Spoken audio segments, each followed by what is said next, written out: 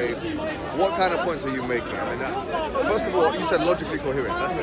So what is your idea of logic? What is logic? Okay, so logic is a generalization of human language. So the way that we use human language is a generalization. So we look at the way that we use human language, and then we infer from that certain principles. That's important. That's an important thing, because I think when we don't have a starting point of what's logic, things become convoluted. Yes, yeah, I have no problem. So when I say logic, or when I think vernacularly, the word logic is repeat. When we use the word logic vernacularly, or we might refer to as common sense, But when we use it academically, philosophically, we have very specific parameters of what the word logic must mean. Yes. Would you agree with me so far? Yeah, 100%. So when I say logic, right, from an academic perspective, more a philosophical perspective, I mean deductive logic, abductive logic, inductive logic. Those things, those types of logic which have formal systems, wherein which we can actually put things together and come to conclusions, right? So, which of those systems do you rely upon when you use the word logic? What do you mean by systems? Are you saying just what, deductive logic? Are you saying so how do you, when you say logic, so once again, when I say logic, I'm referring to one of those things, right? Okay. So, for example, abductive logic is inference to the best explanation, if you like, So if something happened today, I don't know, if I have a dog at home, and I have a dog bowl, and then I go put the food there and I leave, and the food is gone. Abductive logic will tell me, okay, that look, the dog ate the food. Even though there are possibilities that maybe the granddad ate the food or whoever, but it's inference to the best explanation. It's abductive logic. So I'm asking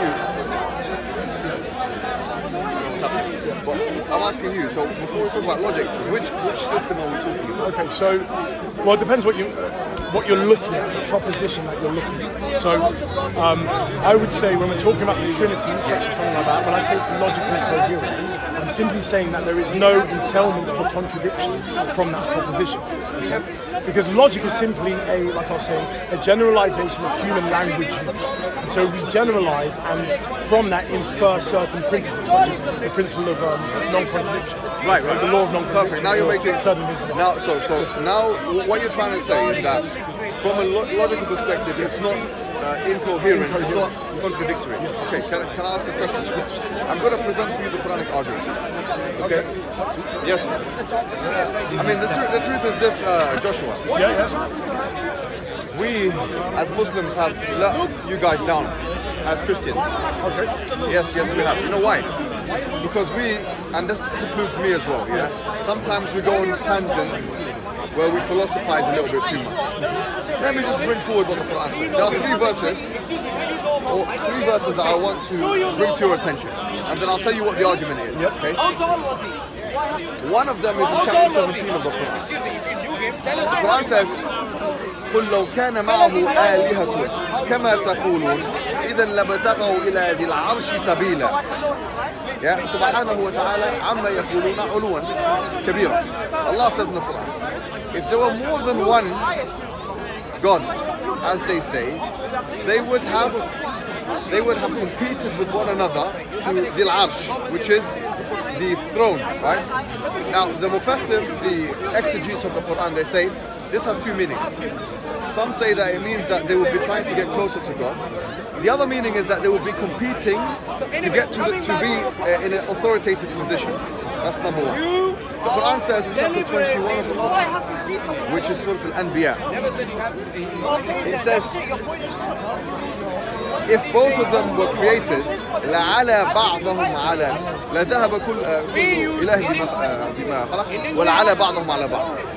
That each of those creators would have taken what they have, what they have created, and they would have competed once again one another in authority. The third verse in Surah Al-Mu'minun, chapter 23 of the Quran, it said that the heavens and the earth لَفَسَدَتَا, they would have been destroyed completely. Now, in a nutshell, you can say there are 3 points. The Quran is making the argument that it's not possible to have entities with different wills, with different, that you have more than one creative entities, ultimately creating the universe and sustaining it. And number three, that you have more than one all-powerful entity. One more time, let me just break this down again, right? The Quran is saying you can't have entities, yes, you can't have more than one ultimate entity with more than one will. Number two, you can't have more than one ultimate creator. And number three, you cannot have, yes, you can't have more than one ultimate power. So here's an example, right? Say you've got this brother here, and you've got this brother here. Okay. Now, if I were to ascribe all power to one of them, so I'll say this man is all powerful, okay? And I ascribe it to him. Now the question is, of the two of them, who is more powerful? Okay, so if you're all powerful and you're all powerful, I ask the question now, of the two of you, who is more all powerful? Now if all powerful by definition means there is no one more powerful than you, then that would be a contradiction. That's number one. Number two is will, yeah? Jump in? Yeah, can I just tell you all three and then, yeah? Because it's up to you, you can jump in now, I can just tell you all three. If ultimate will belonged to him, which means, let's say for instance, yes, you have a nice purple hat. He willed to pull the hat off your head. And in fact, no, he willed, yes, to make sure the hat stays on your head. So you have contradictory wills. In the case of contradictory wills, he wants to take it off, he wants to put it on. If I say you have ultimate ability, you have ultimate will, and you have ultimate will, where's the hat gonna go? If you say the hat is gonna stay on your head, then actually he's the all-powerful one, right? And this links to power. So power, if I say, listen, if I say, he's the all-powerful one. Have we said this already? I was saying, sorry, the creative capability, yeah? That's the third thing. Say for example, I say, you created, you're the ultimate creator. The ultimate, I'm using very important words. And I want you to pay attention. He's the ultimate creator. You know, you say, no, hold on, he's the ultimate creator. So the question is, which of the two is ultimately creating? Now, if you say they're compromising in creation, this would imply weakness on both of their behalf. Because compromise is only done in the case of weakness or inability. Now, yes. So you got it. Yeah. So it's about conflicting wills, and you can't have two or more omnipotent beings. So first, I need to understand what's your definition of omnipotence, so then I can work with your framework. What's your definition? My definition of omnipotence is power or strength that cannot be, that cannot be subordinated in any case. So I disagree with that definition. I'll say the definition that I would work with, and most philosophers who study this topic would say, omnipotence means the ability to perform any action that is logically possible. Okay. So omnipotence is, so let's say, so Cindy when someone says, can God create a stone that threw everything to live? No, that doesn't go against God's action because it's not logically possible. Even if we go with that definition. Yeah, so I'm saying go with that definition. Yeah, let's go. Now, you're then basically saying within that framework that there can't be two beings. But there's something I would like to add to that definition before you continue. Right? The ability to do any action that isn't logically incoherent, yeah? That's fine. What we would say from an Islamic perspective, and I want to bring this to your attention, okay? And you're free to comment. We have two kinds of attributes of God. One of them is called as-sifat al-dhatiyya, which means intrinsic attributes of God. And the other ones are called as-sifat al-fi'aliyya, the actions of God. Okay?